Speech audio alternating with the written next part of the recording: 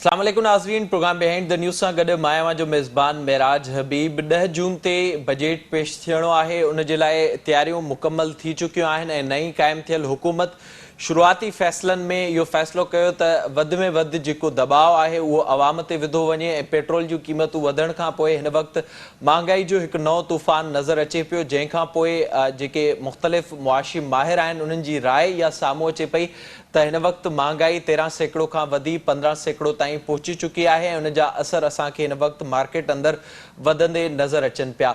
IMF सां मुआहिदे वारो मामिलो जंहिं तहत हीअ हुकूमत दावा करे पई त उन्हनि पारां पेट्रोल जी क़ीमत वधाई वई आहे। IMF चयो त एमनेस्टी खे ख़तमु कयो वञे, पर हिन वक़्तु बि एमनेस्टी केतिरियुनि ई शयुनि में मिले पई ऐं उहा एमनेस्टी हिन मुल्क जी अशराफिया लाइ आहे ऐं उहा हिन वक़्तु बि असांखे जारी नज़र अचे पई। मजमूई तौर ते जेका सूरतहाल आहे, जेके फ़ैसिला थियनि था, काल्ह शहबाज शरीफ़ पारां बि मीसाके मईशत जी ॻाल्हि ॿोल कई वई। उन मीसाके मईशत जे लाइ हिन मुल्क में जेका अशराफिया आहे उनखां कीअं टैक्स वसूल कयो वेंदो, इनडायरेक्ट टैक्स खां असां डायरेक्ट टैक्स तरफ़ कीअं वेंदासीं ऐं उन जो जेको वॾो हिसो आहे उहो कॾहिं आम माण्हुनि खां कढण बदिरां उन अशराफिया खां वठंदासीं जेका हिन मुल्क मां पैसो कमाए थी। उनखां अलावा पाण प्रोग्राम में ज़िक्र कंदासीं अॼु क़ौमी इक़्तिसादी सर्वे जा कुझु पॉइंट्स जेके साम्हूं आया आहिनि उन्हनि बाबति बि, जंहिं मूजिबि 2021-22 जे माली साल दौरान जेका मुआशी शरह आहे उहा मजमूई तौर ते 4.6% ताईं रही ऐं इक़्तिसादी सर्वे मूजिबि इहे शयूं बि साम्हूं आयूं आहिनि त ज़राअत, इंडस्ट्री, सर्विसिस सेक्टर ऐं उनखां अलावा लार्ज मैन्युफैक्चरिंग समेत मुख़्तलिफ़ जेके शोबा हुआ उन्हनि जा हदफ़ पूरा थिया आहिनि ऐं PTI उन बाबति दावा करे पई त तक़रीबन 80 खां 90% हदफ़ उन्हनि पारां पूरा कया विया आहिनि। उनखां अलावा पाण प्रोग्राम में ज़िक्र कंदासीं हिन साल बजट में रेवेन्यू टारगेट 7200 अरब जे लॻभॻि रखियो वियो आहे ऐं उन सां गॾोगॾु हिकु जेका ॿी ख़बर साम्हूं अचे पई त वधीक जेको दबाव आहे उहो पवंदो इन मद में त जेके वापसि 3500 अरब करणा आहिनि जेके लोन वरितल आहिनि उन्हनि जी रीपेमेंट जे लाइ, उन जे लाइ बि आम माण्हू खां ई पैसो कढियो वेंदो। हिन वक़्तु कहिड़ा हुकूमत खे क़दम खणणु घुरिजनि, हिन वक़्तु मुल्क जी मुआशी सूरतहाल कहिड़ी आहे, उन ते पाण प्रोग्राम में ॻाल्हाईंदासीं। मूंसां गॾु स्टूडियो में मौजूदु आहिनि डॉक्टर अख्तियार अली साहब, पाण नामियारा इकोनॉमिस्ट आहिनि। डॉक्टर साहब वॾी महिरबानी, thank you so much for joining. ऐं ॿिए पासे मूंखे फ़ोन लाइन ते जॉइन कयो आहे मीर मज़हर टालपुर साहब, पाण बि गहरी नज़र रखनि था मुआशी सूरतहाल ते ऐं एनालिस्ट आहिनि। मीर साहब अवां जी बि वॾी महिरबानी प्रोग्राम में जॉइन करण जे लाइ। डॉक्टर साहब मां अवां खां शुरूआत कंदुसि। पाण शुरूआत कयूं था जेको गुज़िरियल साल हो उन हवाले सां जेके इक़्तिसादी सर्वे जा कुझु पॉइंट्स साम्हूं आया आहिनि, जेको इहो ॿुधाए पियो त केतिरा ई हदफ़ हुकूमत पारां हासिल कया विया। अवां मजमूई तौर ते कीअं पिया ॾिसो ऐं हिन वक़्तु जेको सभ खां वधीक दबाव आयो आहे ऐं सभ खां वधीक जेको असरु पियो आहे आम माण्हू ते पेट्रोल जी क़ीमतूं वधण सां ऐं ज़ाहिर उन सां लिंक्ड जेके 400 जे लॻभॻि आइटम्स आहिनि उन्हनि जूं क़ीमतूं वधण सां, इन खां अलावा कहिड़ो ऑप्शन हो जेको हीअ हुकूमत इस्तेमालु करे पई सघी? असां वटि फॉरेन रिज़र्व्स घटि थी विया जंहिंजे थ्रू ते असां का इम्पोर्ट करे सघूं।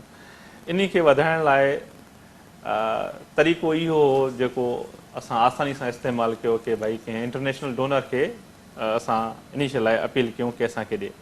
जेके बि इंटरनेशनल डोनर ईंदा आहिनि ज़ाहिर आहे उन्हनि जूं के कंडीशन्स आहिनि ऐं उहे बग़ैर कंडीशन्स जे शयूं कॾहिं बि तव्हांखे न मिलंदियूं। लेकिन पॉइंट इहो आहे कि इहो त उहो मसइलो आहे जेको को लास्ट ईयर इमर्ज कोन थियो, इहो त कंसिस्टेंटली थिए थो। यानी कि इहो उहो इशू आहे जंहिंखे तव्हां चई सघो था त जेके हुकूमतूं माज़ी में रहियूं आहिनि या मौजूदा आहिनि उन्हनि खे ख़बर बि आहे ऐं गैर संजीदगी आहे हिकिड़े क़िस्म जी। न त ही हिकु बज़ाहिर वारो मसइलो आहे, उनखे टैकल करण लाइ तव्हां हर वक़्तु तव्हां वटि ऑप्शन या त लोन खे रीस्केड्यूल था करायो या नवां लोन वठण था वञो। इहो नथा ॾिसो त इहे शयूं जॾहिं वापसि कर्ज़ जी अदायगी थींदी त तव्हां उनजो प्रेशर केॾांहुं बर्दाश्त करे सघंदव, या इन ॿियनि अल्फाज़नि में कि उहे कहिड़ा ज़राए हूंदा जंहिंसां तव्हां पैसो इकठा करे वरी हिननि खे इंट्रेस्ट सां गॾु वापसि कंदा ऐं का फलाही कम बि कंदा। तव्हां इहे जेके बि फंड्स आहिनि हिकु त उनखे उन्हनि जॻहियुनि ते इस्तेमालु कोन था कयो जंहिंखे असां इन्वेस्टमेंट चऊं जंहिं मां कुझु पैसो अचे। तव्हां उन्हनि खे कंहिं अहिड़नि कमनि में था लॻायो जंहिं मां कुझु निकिरे कोन थो, त पोइ आख़िरी प्रेशर इहो हूंदो कि हाणे इहो छो जो लोन अची वियो आहे इन जे रीपे करण जो टाइम अची वियो आहे त हाणे कामनि जेके अवाम मास आहे इन तरफ़ इनखे शिफ्ट कयो ऐं इहो तमामु दुनिया में आसान तरीक़ो इहो आहे ऐं सभ खां वधीक गैर मुनासिब इहो आहे लेकिन इन खे कंसिस्टेंटली पिया था इस्तेमालु कनि जेके सब्सटीट्यूट मेथड्स आहिनि न उहे तव्हां जॾहिं इम्पोर्ट बिल ते नज़रसानी कंदा परसेंटेजिस ॾिसंदा तव्हां कहिड़नि शयुनि ते वधीक रिज़र्व्स खे ख़र्च था कयो पंहिंजे इंटरनेशनल रिज़र्व्स खे उनजी नज़रसानी करे उनजा सब्सटीट्यूट ठाहियो ॿिनि क़िस्म जा थी सघनि था हिकिड़ा जेका इंडिजीनियस मुल्क जे अंदरि जेके तरीक़ा थी सघनि था ऐं जेके ॿिया तरीक़ा थी सघनि था की इंडिजीनियस जे थ्रू तव्हां उनखे एक्सपोर्ट ओरिएंटेड ठाहियोसि इहे ॿ एवेन्यूज़ अहिड़ा आहिनि जंहिं हिन मसइले जो हल कढी सघूं था इन सां मीर साहब बाबा ॿुधाइजो सर जेको हिन वक़्तु ज़िक्र कयो डॉक्टर साहब सूरत हाल जो ज़ाहिरा उनखे जे सिधनि लफ़्ज़नि में असां चऊं जॾहिं बि IMF वटि का बि हुकूमत वेंदी आहे ऐं गुज़िरियल हुकूमत बि ईअं कयो हीअ हुकूमत बि उनजो तसलसल बरक़रार रखंदे असांखे नज़र अचे पई त उनजी रीपेमेंट जे लाइ जेको फोकस हूंदो आहे उहो आम माण्हू हूंदो आहे ऐं उन मां ई वॾो रीपेमेंट जे लाइ पैसो कढियो वेंदो आहे पोइ असांखे उहो महांगाई जी सूरत में नज़र ईंदो आहे पंहिंजे मुल्क में असांखे का प्रोडक्शन नज़र नथी अचे अवां छा था सम्झो कहिड़ा ऑप्शन्स आहिनि जेके इस्तेमालु थी सघनि था उन रीपेमेंट लाइ बि पंहिंजी जेका मुल्क अंदरि प्रोडक्शन आहे उनखे वधाइण जे लाइ बि त जीअं असांजी जेका इम्पोर्ट आहे उहा घटिजी सघे महिरबानी महिराज साईं डॉक्टर साहब सही ॻाल्हायो आउं थोरो ॿुधायां थो मुंहिंजो ख़्यालु पंहिंजो हिन ॻाल्हि खे अॻिते वधाईंदे मुंहिंजो ही ख़्यालु आहे साईं त जेके बि IMF जा मुआहिदा थियनि था उहे हिकु एग्रीमेंट थियनि था उन एग्रीमेंट्स में असीं पंहिंजी असीं ॾींदा आहियूं हुकूमतूं ईंदियूं आहिनि IMF वटि IMF हुकूमत उन वटि कोन ईंदी आहे पहिरीं ॻाल्हि इहा सम्झणु खपे त हुकूमत ईंदी आहे उन वटि ऐं पोइ हुकूमतूं खे हू पुछंदा आहिनि त तव्हांजी ज़रूरतूं ऐं पोइ असांखे पैसा वापसि कीअं कंदो त उहा बुनियादी शइ हूंदी आहे त इहो वठो केतिरा था वापसि कीअं कंदो ऐं उहो उन जो तरीक़ो तइ थी वियो हुकूमतूं मजबूरी जी तरह ॾींदियूं आहिनि ऐं पोइ उहो ज़रूरतूं पूरियूं करणियूं पवंदियूं हाणे असां सां मसइलो हीअ आहे त असांजी जेका बि हुकुमरान तबिको आहे जेका रूलिंग लीड आहे जेके तव्हां अशराफिया था चओ उन्हनि जा इहे जेके असीं सम्झूं था ख़्यालु आहे त उहे चाहे माशरा हुजे चाहे सो कॉल्ड इलेक्टेड गवर्नमेंट हुजनि या जेको तव्हां नालो ॾियोसि उहे हुकूमतूं असीं सम्झूं था त उहे पोइ पीपल हुजनि थियूं छो जो उहे आवाम जे नाले ते ऑपरेट कंदियूं आहिनि पर उहे एक्चुअली उहे जेके बि हुकुमरान जा माण्हू हूंदा आहिनि उहे साहब हूंदा आहिनि उहे साहब जो आवाम सां कंहिं तरह सां हुननि जो ज़िंदगी जो कंहिं तरह सां वास्तेदारी न हूंदी आहे हुननि खे आवाम जी का तकलीफ़ जेका आवाम गुज़रंदी आहे उनजी उन पर्सनल तकलीफ़ मां उहो कोन गुज़रंदो आहे ऐं हुननि खे इहो अंदाज़ो न हूंदो आहे ऐं पॉलिसियूं उहे ई ठाहींदा आहिनि हाणे हीउ जेको बि असीं अॼु ॾिसूं था इहो पॉलिसीज़ जो रिज़ल्ट आहे मिसाल तौरु असीं IMF वटि वियासीं ऐं IMF वटि छा थो थिए जो इहो इंटरनेशनल सिस्टम आहे उहो तव्हांखे लेटर ऑफ कंफर्ट ॾियनि था लेटर ऑफ कंफर्ट जॾहिं तव्हांखे मिले थो अच्छा लेटर ऑफ कंफर्ट कॾहिं था ॾियनि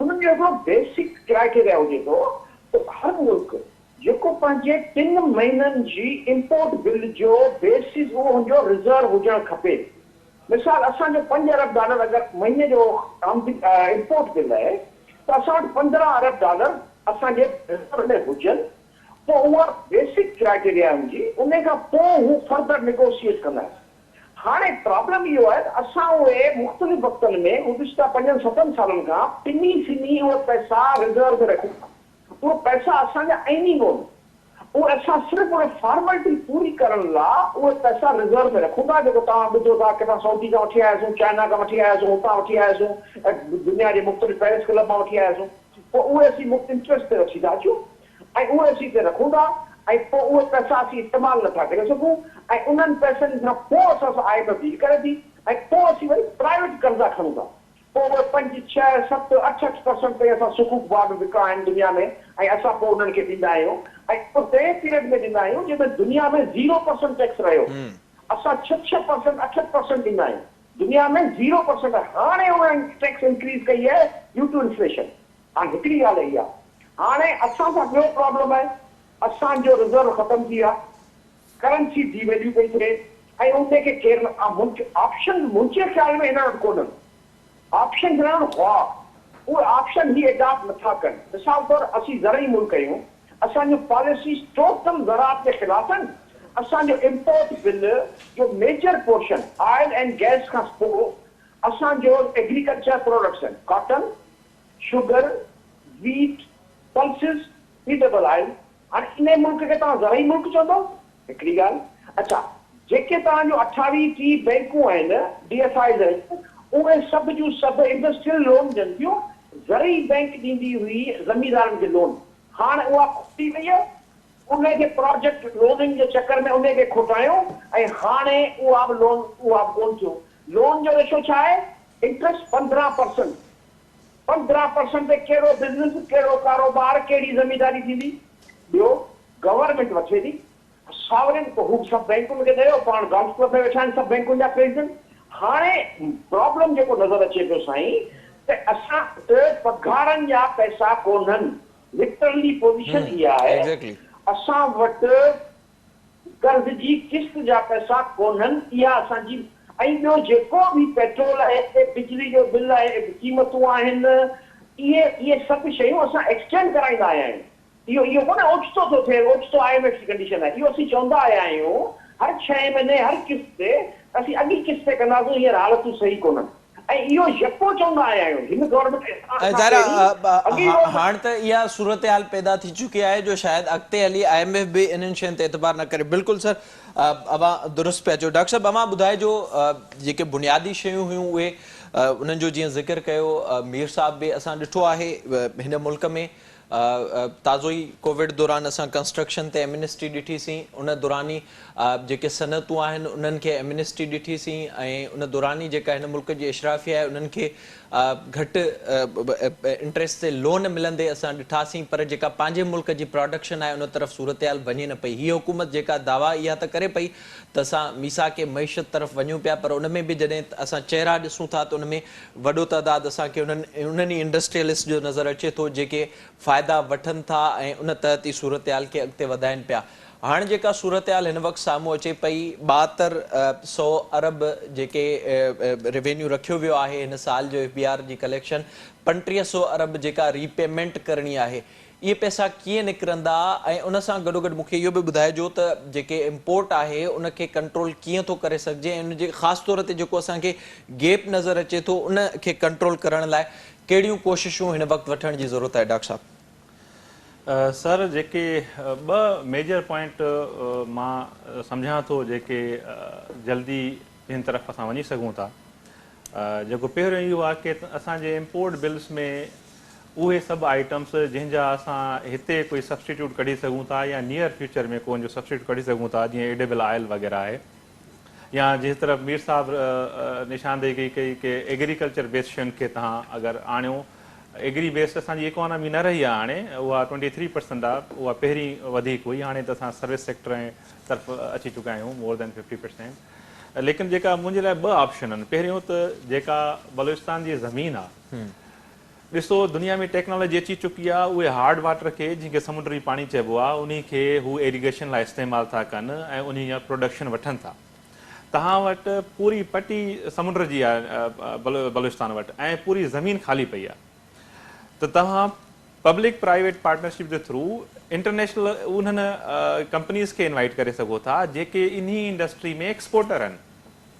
उहे ख़ुदि इन्वेस्ट करण लाइ तयारु थी वेंदा, हुननि खे तव्हां सिक्योरिटी ॾियो, हू पैसो बि आणींदा जंहिंखे तव्हां FDI चवंदा आहियूं, उहा तव्हांजी मच नीडेड शइ आहे, उहो बि अची वेंदो। प्लस उन सां कुझु कंडीशन्स तय कयो, उनखे कुझु सिक्योरिटीज़ ॾियो, त हीअ शइ हिते प्रोडक्शन खां पोइ लोकल जेका डिमांड आहे उहा बि पूरी कंदी, प्लस एक्सपोर्ट में तव्हांजा रिज़र्व्स बि वधंदा।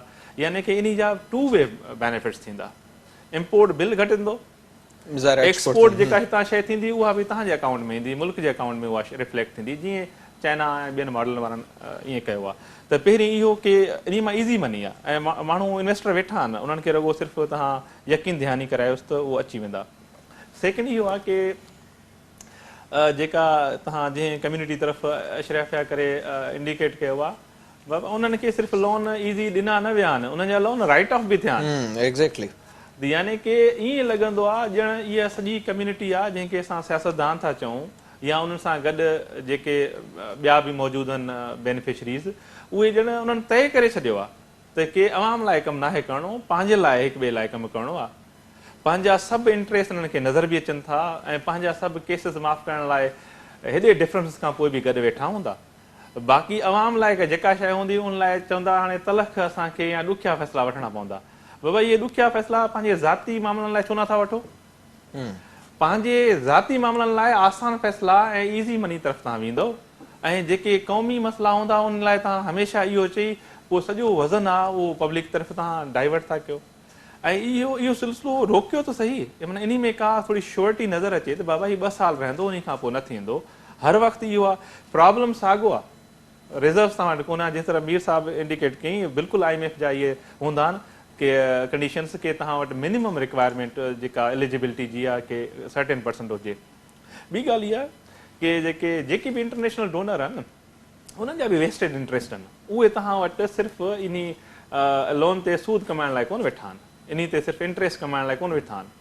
उन्हनि जा ॿिया मफ़ादात आहिनि, उहे मफ़ादात में तव्हां गिरफ़्त में अची वेंदो, उहे तव्हांजा अदारा बि सेफ न रहंदा। जॾहिं तव्हांजा अदारा सेफ न रहंदा त उहा हिकिड़े क़िस्म जी क्यास क्रिएट थी वेंदी। इन सॼी शइ ते पाण में विढ़ण खां बजाए इन ते विहो। ऐं मां अक्सर इहा ॻाल्हि रखंदो आहियां कि बाबा राइट पर्सन खे उहो जॉब ॾियो। तव्हांजा एडवाइज़र उहे वेठा आहिनि जेके उन फील्ड जा न आहिनि, तव्हांजा माण्हू उन्हनि फील्डनि ते उहे वेहारे वेठा आहियो जेके उन फील्ड जा एक्सपर्ट ई न आहिनि। उहे वेहारे वेठा आहियो जेके उन्हनि मां फ़ाइदो वठनि था, उन्हनि खे पंहिंजूं इंडस्ट्रियूं आहिनि ऐं उहे ज़ाहिर उन तरफ़ ई वेंदा। खणी था अचो ॿियनि अदारनि जा रिटायर माण्हू बि वेहारियो त बाबा तूं अची वेह, बाबा तव्हां एक्सपर्ट खे विहार, या इन में एक्सपर्ट जी ज़रूरत पवंदी आहे। ॿियनि मुल्कनि में त मॉडल इहो ई आहे न, जिन तरफ़ असां इशारो ॾेई चवंदा आहियूं हिननि तरक़ी कई, ॾिसो कीअं तरक़ी कई। बाबा जेका हुननि तरीक़ो इस्तेमालु कयो आहे, फॉलो कयो आहे, उन्हनि जे पोयां पोइ तव्हां बि ईअं कंदो, तव्हांखे साॻा रिज़ल्ट मिलंदा। मां अगरि केले जे छिलके ते पेर रखंदुमि त फिसलंदुमि, ॿिए दफ़े रखंदुमि वरी बि फिसलंदुमि, केले खे रहम कोन ईंदसि, नेचर ई आहे। तव्हांजा स्टेप साॻिया हूंदा त प्रॉब्लम साॻियो रहंदो। बिल्कुलु बिल्कुलु दुरुस्त पिया चओ। मीर साहब, बाबा ॿुधाइजो जेका हिन वक़्तु असांखे सूरत हाल नज़र अचे पई, जंहिंजो डॉक्टर साहब बि ज़िक्र कयो, ज़ाहिरा शयुनि में बहितरी आणण जे लाइ न सिर्फ़ु उन्हनि एक्सपर्ट्स जी ज़रूरत आहे पर सुधरण जी बि ज़रूरत आहे, जेके असांखे हिन वक़्तु चहिरा नज़र अचनि था। ऐं ज़ाहिरा हिन सूरत हाल ते मुल्क अची पहुतो आहे, जीअं मां ज़िक्र कयो रिज़र्व्स जे हवाले सां, उन जे लाइ जेके मुख़्तलिफ़ तरीक़ा इख़्तियार कया विया आहिनि, उन जो सिलसिलो हिन वक़्तु बि असांखे नज़र अचे पियो। अव्हांखे का उमेद नज़र अचे पई हिन हुकूमत मां ऐं इन सूरत हाल खां पोइ जिते इहे ॻाल्हियूं असांखे कुझु ॾींहं पहिरियां ताईं बि नज़र आयूं त मुल्क डिफॉल्ट तरफ़ वञे पियो, उन खां पोइ बि अव्हांखे लॻे पियो त जेको ईंदड़ बजट हूंदो या कुझु टाइम जे लाइ खणी महांगाई हूंदी, उन खां पोइ जेके सभु असांखे वेठल नज़र अचनि था, अशराफिया जेका नज़र अचे थी, उहा बि पाण खे आम माण्हू वांगुरु महसूसु कंदी, टैक्स नेट में ईंदी ऐं उन जो बि वॾो हिसो जेतिरो हू कमाए थी ओतिरो ॾींदा। ईअं न थिए जो जीअं असां माज़ी में पाकिस्तान अंदरि हमेशह ॾिठो आहे, कमाईंदा हिकिड़ो आहिनि, ॾेखारींदा ॿियो आहिनि ऐं ब्लैक मनी वसीले मामला हलनि था। उन खे बहितर करण जे लाइ के क़दम खयां वेंदा? साईं, मुंहिंजो अर्ज़ु हीअ आहे त जेका डॉक्टर साहब ॻाल्हि कई त असीं कारे पाणी ज़मीन ते बलूचिस्तान ॿिया थर चुलिस्तान ॿिया आबाद करे सघूं था। आउं अर्ज़ु थो कयां, पर्सनल ॻाल्हि थी वेंदी। मुंहिंजी कंपनी आहे 2008 खां UAE जी कंपनी आहे। असीं नेचुरल रेन था करियूं, नेचुरल कुदरती रेन। कास्टिंग आहे उनजी 5 अरब रुपया। एरियो केतिरो? 25 खां 30,000 स्क्वायर किलोमीटर। सॼो मुल्क कवर था 25-30 अरब रुपए रुपीज़, 25-30 अरब रुपया, जंहिंमें कुदरती चइनी सूबनि में बरसाति थी सघे थी। मुस्तकिल हुकूमत जे हथ में हर पंद्रहें ॾींहुं मींहुं करे पंहिंजे एटमॉस्फेयर मां रेन करे सघे थी। 2008 खां हर गवर्नमेंट जे हर डिपार्टमेंट में प्रेज़ेंटेशन पेश करे चुको आहियां। उन्हनि में उन्हनि जी दिलचस्पी कोन्हे। रीज़न छा आहे त फर्नेस ऑयल, LNG गैस, इन जे थ्रू असीं पावर जनरेशन करियूं था। तव्हां इमेजिन करियो अगरि असीं मंगला ऐं करबेला जी कैचमेंट में कुदरती रेन करियूं ऐं हाइड्रो बिजली 1 रुपए यूनिट पैदा करियूं। अॼु असीं 24 रुपए यूनिट पैदा पिया करियूं, 24 रुपया विकिणूं पिया पंहिंजी पब्लिक खे।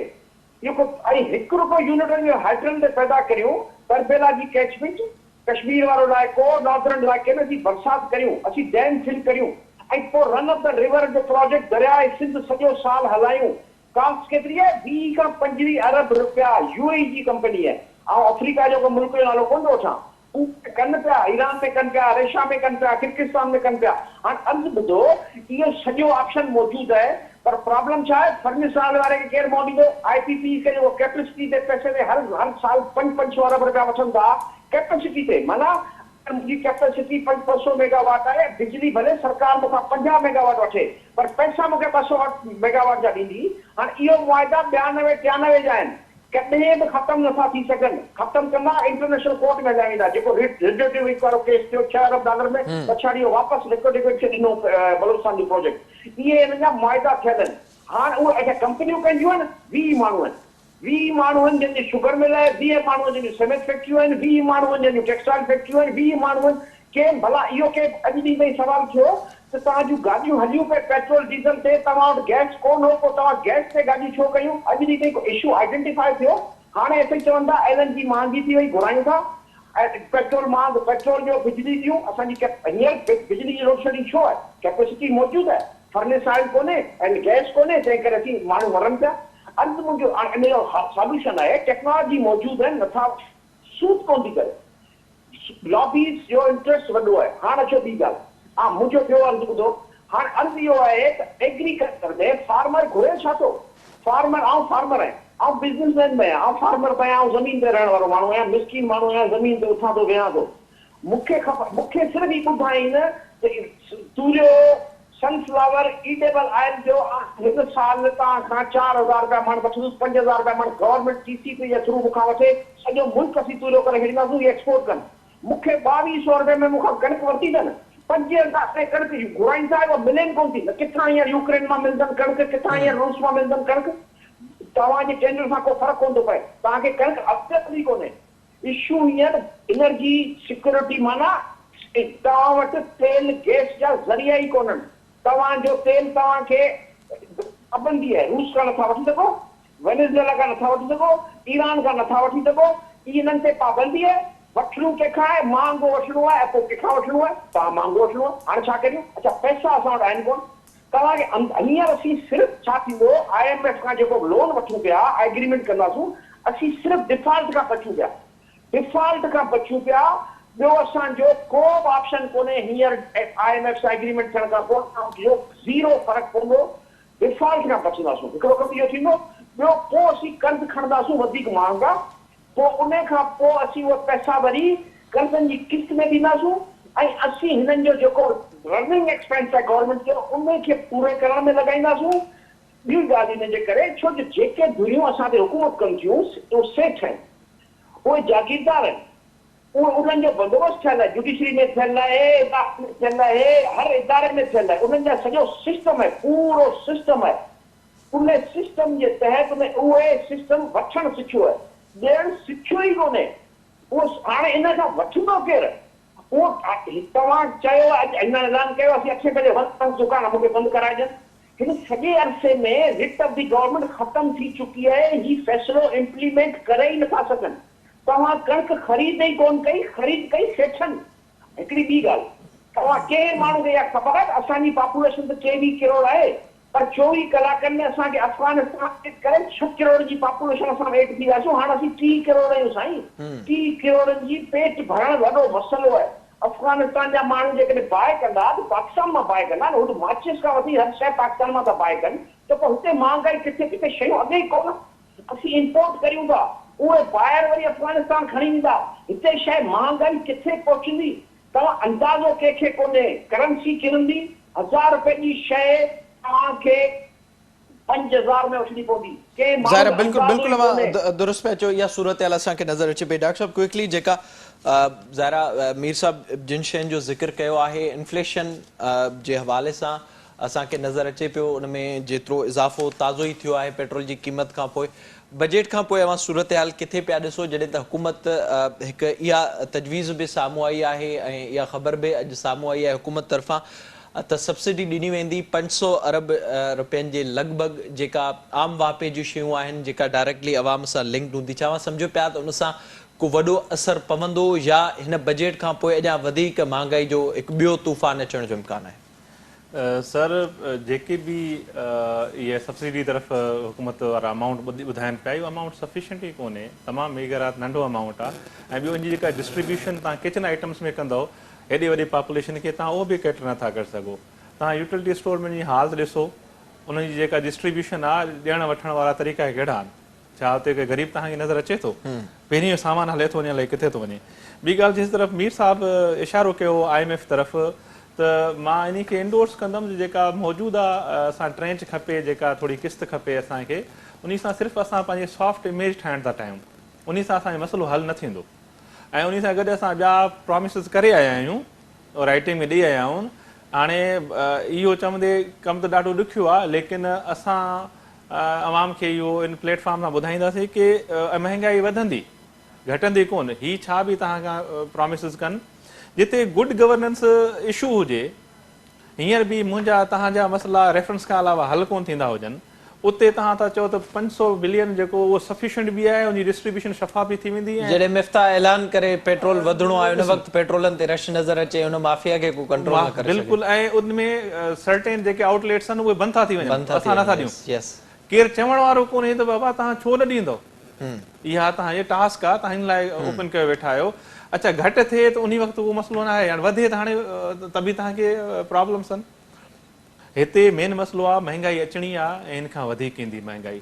ही जेके हुकूमत वारा हल सिर्फ़ु इहो ई आहे त जेका अशराफिया विहारी वई आहे, उनखे कंट्रोल करणो पवंदो ऐं एक्सपर्ट माण्हू आणणा पवंदा, कानून ते अमल उहो कोन थींदा, छो जो इन ई ॾिसो असां उन्हनि खे विहारे उही बेनिफिशरी इन सिस्टम जा आहिनि, असां उमीद था लॻायूं इन सिस्टम में बहितरी आणींदा। हू छो आणींदो? हू उन जो ई त मफ़ाद वठे थो।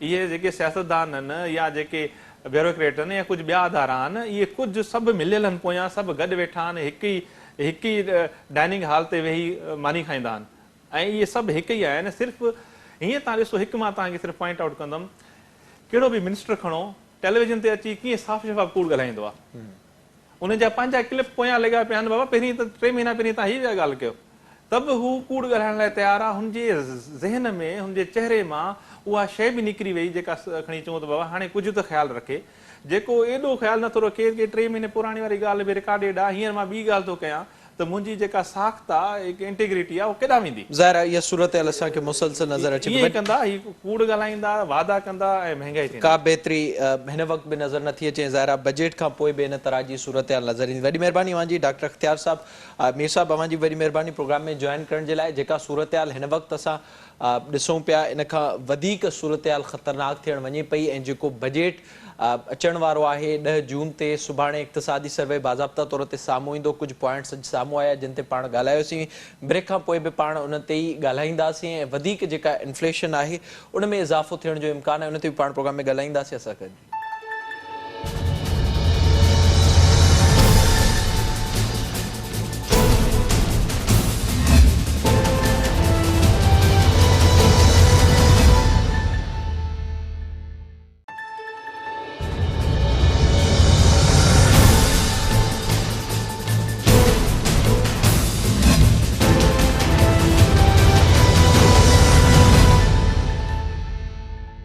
प्रोग्राम में हिकु भेरो ॿीहर भलीकार हिन हिसे में पाण ज़िक्र कंदासीं। अॼु इक़्तिसादी सर्वे जा कुझु पॉइंट्स साम्हूं आया आहिनि, जंहिं मूजिबि मजमूई तौर ते जेका गुज़िरियल साल GDP ग्रोथ रही उहा 4.8% रही, ऐं उन सां गॾोगॾु महांगाई 8% मां वधी 13% ताईं पहुती। ऐं सर्वे जा जेके कुझु पॉइंट्स वधीक साम्हूं आहिनि, उन मूजिबि ज़रात, इंडस्ट्री, मैन्युफैक्चरिंग ऐं सर्विसिस सेक्टर समेत मुख़्तलिफ़ जेके सेक्टर हुआ, उन्हनि पारां पंहिंजो टारगेट मुकमल कयो वियो। इन बाबति ॻाल्हाईंदासीं। असांखे हिन वक़्तु फोन लाइन ते जॉइन कयो आहे मुज़म्मिल असलम साहब, PTI जा स्पोक्स पर्सन आहिनि इकोनॉमी बाबत। मुज़म्मिल साहब, बहुत शुक्रिया प्रोग्राम में वक्त देने के लिए। सर बताइएगा, इस वक्त जो सूरत हाल नज़र आ रही है, ज़ाहिर हुकूमत का जो मौक़िफ़ है, बार बार जो सब्सिडी आपने दी थी जिसकी वजह से पेट्रोल महंगा करना पड़ा, और उसके बाद हम देख रहे हैं कि मुसलसल महंगाई में इजाफा हो रहा है। देखिए, सब्सिडी दी थी तो महंगाई में इजाफा नहीं हो रहा था, तो ये तो अच्छा काम किया था। अब सब्सिडी हटा दी तो महंगाई में इजाफा हो रहा है, तो ये कोई कौम के साथ मतलब कोई अच्छा काम तो नहीं किया। फिर दूसरी बात ये कि देखें हमारी हुकूमत, आपसे मैं आपका भी मतलब मेमोरी का टेस्ट लेता हूँ, हमारी हुकूमत किस दिन खत्म हुई थी आप बताएं, आखिरी तारीख याद है आपको? 8 मार्च को अदम एतमाद की 10 तहरीक आई मार्च थी। को 10 मार्च को हुई थी, जी। ठीक है जी। अच्छा, इसी तरीके से 10 अप्रैल को, सॉरी 15 अप्रैल को जो है हमारे जो अभी के मौजूदा वजीर आजम है, उनके पास पेट्रोल की समरी आई थी ओगरा की तरफ से। ओगरा जो है एक इदारा है जो वो जो है पेट्रोल की रिकमेंडेशन भेजता है वजीर आजम को और फाइनेंस मिनिस्ट्री को। तो उस वक्त जब उनको ये भेजी थी तो जो है 15 तारीख को 34 रुपए फी लीटर पेट्रोल की सब्सिडी थी, और जो है हमारी हुकूमत खत्म हुए हुए उस वक्त 1 हफ्ता हो चुका हुआ था। आप ये ओगरा की वेबसाइट पे जाएं, ओगरा से कंफर्म करेंगे, आपको मिल जाएगा, ये पब्लिक डॉक्यूमेंट है। लेकिन हुकूमत ने 60 रुपए कीमत बढ़ाई, यानी कि 36 रुपए हमारी सब्सिडी से ज्यादा उन्होंने कीमत बढ़ाई। तो ये 36 रुपए की लैंड माइन किसने बिछाई? और दूसरी बात ये कि ये जो 36 रुपए, अगर हमने 28 फरवरी को सब्सिडी दी थी और तकरीबन 1 माह बाद हमारी हुकूमत चली गई, इन्होंने 2 महीने लिए जो इनके 36 रुपए थे उसको बढ़ाने के लिए। तो लैंड माइन तो असल में इन्होंने बिछाई, हमने नहीं बिछाई। और दूसरी बात ये कि ये इसको कम भी कर सकते थे 60 रुपए को। रशियन ऑयल चले कहते हैं जी हमने कोई ऐसी ऑफर नहीं थी, ये नहीं थी, वो नहीं थी। कुआं प्यासे क्या जाता है, प्यासा कुएं के पास जो कुआं प्यासा कुएं क्या जाता है, जो है कुआं प्यासे के पास नहीं आता। उसके अलावा जैसे गंदुम से हम जो है आटा निकालते हैं, सूजी निकालते हैं, मैदा निकालते हैं, इसी तरीके से खाम तेल से डीजल निकलता है, पेट्रोल निकलता है, मट्टी का तेल निकलता है। पाकिस्तान में जो हमारी रिफाइनरी है वो 55% डीजल जो है यहाँ पे जो है निकालती है, 45% बरामद होता है। पिछले 8 हफ्तों में जब इनकी हुकूमत है, इनका जो मार्जिन है मुनाफा रिफाइनरी का वो $10 से बढ़ के $70 हो गया। अगर ये चाहते, उनको कहते आप $10 कमाते थे नॉर्मली, आप 20 कमा लो, 25 कमा लो, 30 कमा लो, लेकिन आप थोड़ा सा जो है ना अपना मुनाफा कम करो क्योंकि ये बहुत ज्यादा महंगाई हो गई है। तो उससे कम अज कम ये 30 रुपए डीजल के बचा सकते थे और 15 रुपए पेट्रोल पे बचा सकते थे, लेकिन इन्होंने उसकी भी रहमत नहीं की। एक तो ये आवाम से झूठ बोलते रहे कि जी लैंडमाइन बिछा गए, 24 रुपए को जो है 60 रुपए में बदल दिया। दूसरा, इन्होंने कोई रास्ते ही नहीं निकाले और जो है रास्ते निकालते रहे। आपके सामने कानून साजी किन चीजों की करते रहे पिछले 8 हफ्ते में, जिसका कोई अवाम से लेना देना नहीं था। आए थे आवाम के लिए लेकिन किसी और मसलों में फंस गए। दूसरी बात यह कि इकोनॉमिक सर्वे कल आ रहा है, आज तमाम मीडिया में इकोनॉमिक सर्वे की चीजें जो है लीक हो गई हैं। आप देखिए उसमें कि 90% जो चीजें हैं वो हदफ से ज्यादा शर नमो, ज़राअत का टारगेट, एक्सपोर्ट का टारगेट, इंडस्ट्री का टारगेट, हर चीज ऊपर, टैक्स का टारगेट। तो खराबी किधर थी? मुझे तो ये समझाने की कोशिश करे, महंगाई जो इन्होंने जो है पिछले 8 हफ्तों में कर दी और हमारे 12 महीने की रफ्तार देख लें तो आपको उसमें भी आलमी महंगाई में के दौर में तो हम थे असल, ये तो मतलब पीछे थे। सर मुज़म्मिल साहब, जो इस वक्त सर एक दूसरी चीज सामने आ रही है, ज़ाहिर है आपकी आवाज भाई जरा सी तेज बोलते हैं। जी, मुझे ये बताइएगा, इस वक्त जो हुकूमत बार बार ये बात कर रही है और मुसलसल हम देख रहे हैं आलमी मार्केट में $119 फी बैरल जो मिल रहा है, उस हिसाब से अगर देखा जाए तो इस हुकूमत को 196 का फी लीटर पेट्रोल मिल रहा है। क्या आप इस बात से एग्री करते हैं? रिफाइनरी, ट्रेवल और उसके अलावा जो खर्चे हैं वो निकालने के बाद भी। दूसरा, ये हुकूमत बार बार ये भी कह रही है जो आपने मुआहदा किया था उसमें ये चीज़ शामिल थी, जिसके बरक्स आपने सब्सिडी दी PTI की हुकूमत ने, इस वजह से अब तक जो मामलात हैं वो हुकूमत के तय नहीं पाए। इस वजह से जो आखिरी मुलाकात हुई थी उसमें ये तय पाया था कि अब मजीद सब्सिडी को जारी नहीं रखा जाएगा।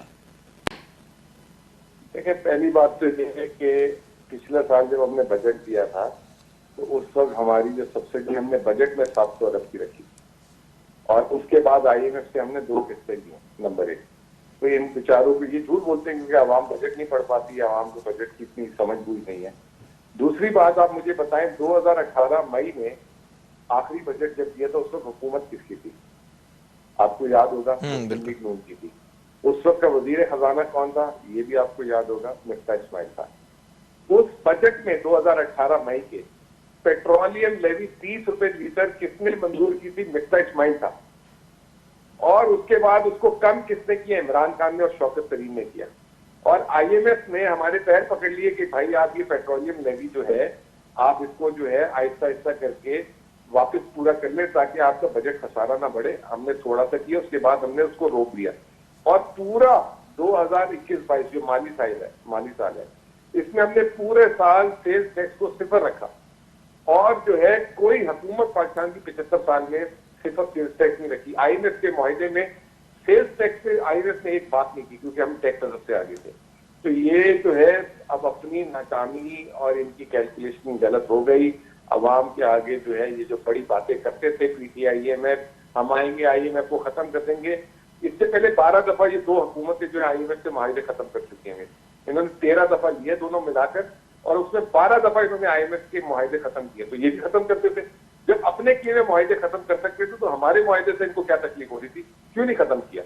ये तो बड़ी बड़ी बातें करते थे। आपके पास रिकॉर्ड होंगे सारे, जो मिफ्ता के थे, जो शहबाज शरीफ के थे, शाहिद खाकान के थे, एहसन इकबाल के बयानात हैं। उसके जो है हमारे सिफात वजीर जो है ख्वाजा आसिफ बिलावल के बयानात हैं। तो ये तो अब ये पूरी तरह एक्सपोज हो गए, इनके बयानात ने इनको पकड़ लिए, इनको गले से। मुज़म्मिल साहब, आप क्या समझते हैं? कल शहबाज शरीफ साहब ने ये बात भी की है कि हम मीसा के मईशत की तरफ जा रहे हैं, ग्रीन डायलॉग की भी वो बात कर रहे हैं। और क्या इस हवाले से कोई राब्ता हुआ है PTI से? अगर होगा तो PTI की क्या इस पर तजवीज़ होगी कि मईशत के मामले पर आप लोग उनके साथ बैठें ताकि बेहतरी के लिए कोई कोशिश की जाएगी? इस पर PTI का क्या मौक़िफ़ है ऑफिशियल? देखिए, मैसाके जमहूरियत पूरी दुनिया में मुझे कहीं मैसाके मईशत पूरी दुनिया में कहीं बताएं कि कहाँ पे हुई है मैसाके मईशत हर हुकूमत की अपनी पॉलिसी होती है। कुछ सनत को प्रो सनत होती है, कुछ प्रो नेशनलिज्म होती है, कुछ प्रो जो है लिबरलाइजेशन होती है। ये होती है बातें। ये थोड़ी होता है मैसाके मईशत क्या मतलब कि पेट्रोल की कीमत कैसे निकालेंगे?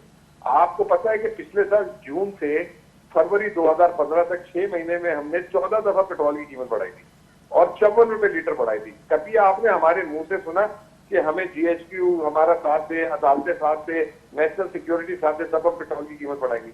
हमने IMF का जो है स्टेट बैंक का बिल पास करा। कभी आपने हमारे मुंह से सुना कि जी ये हम ये कहते थे ये कौम के इंटरेस्ट में है, नेशनल इंटरेस्ट में, इस पे डिबेट करें?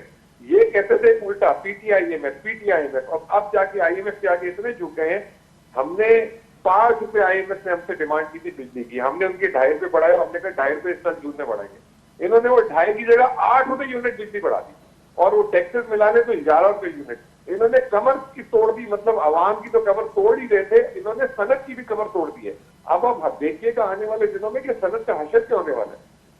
तो मुज़म्मिल साहब, आप क्या समझते हैं जो IMF से अब मुज़ाकरात तय नहीं पाए और हमने देखा जो कोशिश की गई मिफ्ता इस्माइल की जानिब से, वहाँ से उस तरह का रिस्पांस नहीं आया, उसकी बुनियादी तौर पर वजह क्या है? आपको क्या लगता है? देखिए, मिफ्ता इस्माइल ने तो वो जो एक वो मुहावरा है ना फिल्मों में आता है कि लड़की कहती है कि चांद से तारे तोड़ के मेरे लिए ले आओगे तो उसका आशिक कहता हाँ तोड़ के ले आऊंगा। मिफ्ता ने तो वो काम कर दिया IMF का। आप इसके बाद भी अगर IMF प्रोग्राम ना लाए तो फिर अल्लाह ही हाफिज है हमारा। आप पुरुम्मीद हैं कि मिल जाएगा? मैं पुरुम्मीद क्या, मैं कह रहा हूँ इतना कुछ रख के दे दिए प्लेट में, उसके बाद भी अगर नाकाम हो गए तो फिर तो क्या ऑप्शंस थे सर? जो क्या ऑप्शंस थे इस्तेमाल हो सकते थे बजाय इसके कि इस वक्त जो इन्फ्लेशन में इजाफा हमें नजर आ रहा है, पेट्रोल की कीमतों में इतना इजाफा कर दिया, इसके अलावा क्या ऑप्शंस थे जिस पर बात हो सकती थी, ये हुकूमत कर सकती थी? अब आपको कल आ जाएगा, परसों बजट आपको नजर आ जाएगा कि क्या क्या उनको और देकर आ जाए। बहुत शुक्रिया आपका मुज़म्मिल असलम साहब प्रोग्राम में वक्त देने के लिए। हिन वक्त जेका सूरत हाल नज़र अचे पई हुकूमत के हवाले से बजट 10 जून ते पेश थियणो आहे ऐं वाज़ो करे छॾियो आहे इहो वफ़ाक़ी हुकूमत पारां त ही बजट सख़्तु हूंदो ऐं हिन बजट में वधीक महांगाई थियण जो वाज़ो तौर ते इम्कान मौजूद आहे। हुकूमत बार बार इहो इल्ज़ाम PTI ते हणे पई त जेको मुआहिदो IMF सां कयो वियो हो उन सबब ई हिन वक्त ॾुखियायूं थियूं आहिनि, पेट्रोल जी क़ीमत एतिरी वधाइणी पई आहे। पर PTI जो मौक़िफ़ बि अवां ॿुधो जे मूजिब त ही हुकूमत सभु शयूं IMF अॻियां रखी आई आहे। उन बावजूद भी अगर IMF राज़ी नथी थिए त पोइ क़िस्मत आहे। मुज़म्मिल साहब, पुरुमीद हो त IMF जो पैकेज इन महांगाई खां पोइ जेके शर्तूं तस्लीम कयूं वियूं आहिनि उन खां पोइ वाज़ो तौर ते पाकिस्तान खे मिलण जो इम्कान आहे। इन सां प्रोग्राम जो पंहिंजी ॼाणी त पहुतो पंहिंजे मेज़बान मेराज हबीब खे ॾींदा इजाज़त। तलावाई।